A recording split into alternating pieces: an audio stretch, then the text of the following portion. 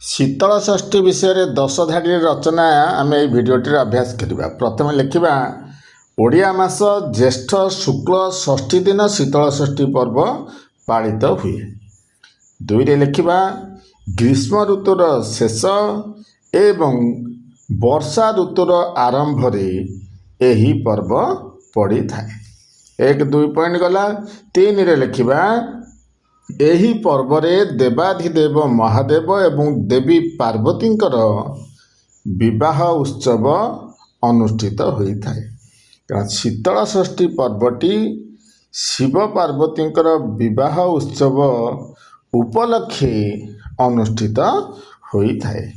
4 रे लिखा विवाह समय रे एक विराट शोभायात्रा बाहरी थाए। 5 रे लिखा एही शोभायात्रा रे हजार हजार भक्त एवं कलाकार अंशग्रहण करिथांती। जेमती आम मानकर बाहाघर रे जाकजमक जाइथाए बाहाघर विभिन्न प्रकार माने शोभायात्रा जाको आम प्रसेसन करी जाइथाउ बाजा बाजी थाए नाच होइथाए।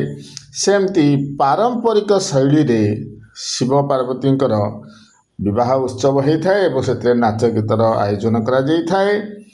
6 रे जिबा पारंपरिक वाद्य नृत्य पाइक आखेड़ा एवं विभिन्न प्रकार लोककला प्रदर्शित होता है। 7 रे लिखा यही पर्व संबलपुर बरगड़ एवं बलांगीर रे खूब धूमधाम रे पालित होता है। ओडिशार अन्यान्य अंचल रे पालित होउथिले मध्य संबलपुर बरगड़ बलांगीर सोनपुर यही सब अंचल रे खूब धूमधाम रे बेसी जाकजमक रे এই शीतल षष्ठी पर्वटी पालित होता है। तेणु यह हूँ पश्चिम ओडिशार गणपर्व कहले अत्युक्ति होब नहीं। तापर 8 रे लिखा यह पृथ्वीर प्रथम प्रेम विवाह बोली अनेक कही था। शिव पार्वतींकर प्रथम प्रेम विवाह जहाँकि पृथ्वीर प्रथम प्रेम विवाह बोली अनेक कही था।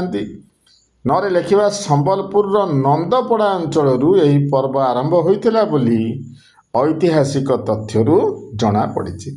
तो शीतल षष्ठी पर्व संबलपुर नंदपड़ा अंचल ही आरंभ हो कालक्रमे ओडिशार अन्यान्य अंचल को परिव्याप्त होती प्रसारित होती।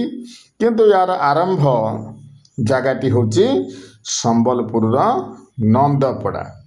या आम लिखा पड़ो कारण ऐतिहासिक किंवदंती ऐतिहासिक तथ्य अनुसार यार प्रमाण मिलूँ या नंदपड़ा आरंभ होता। 10 रे आम लिखा ग्रीष्म प्रकोपर रक्षा पाइबापी एवं वर्षा को स्वागत करने शिव एवं वरुण देवता को यही पर्व रे प्रार्थना करा जाई थाए।